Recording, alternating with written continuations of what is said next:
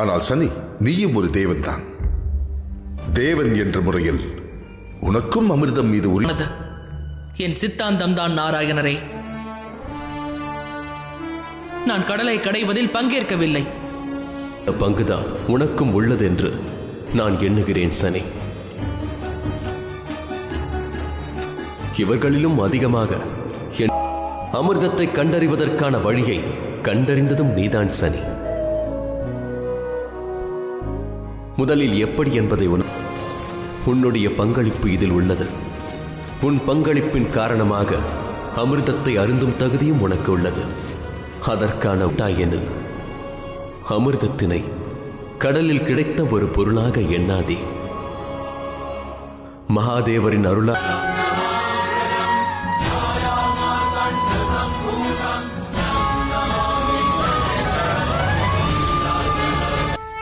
அற்புதம் சனி, அற்புதம், அற்புதம் சனி, அற்புதம்.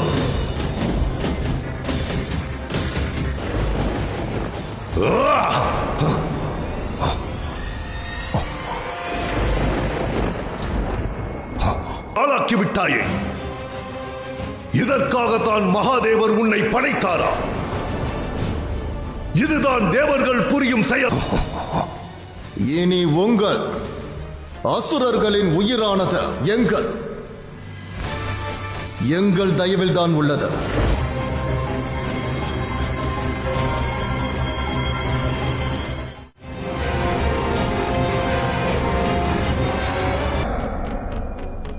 சனி, நான் நினைப்பது என்னவென்றால், பாதாளத்திற்கு வந்து நீயும் வசித்த பிறகு உன்னையும் அந்த நோய்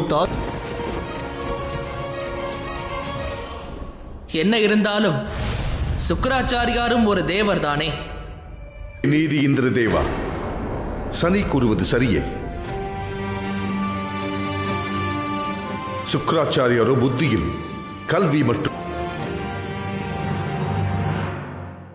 சனியின் கூற்றை நான் ஆமோதிக்கிறேன்.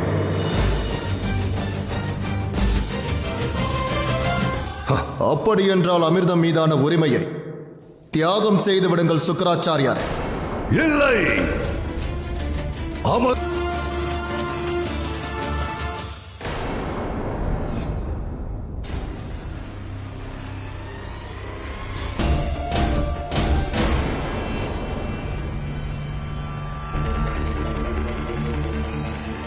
அசுரர் குருவை நீ அமிர்தத்தை அருந்த வைத்து விட்டாய்.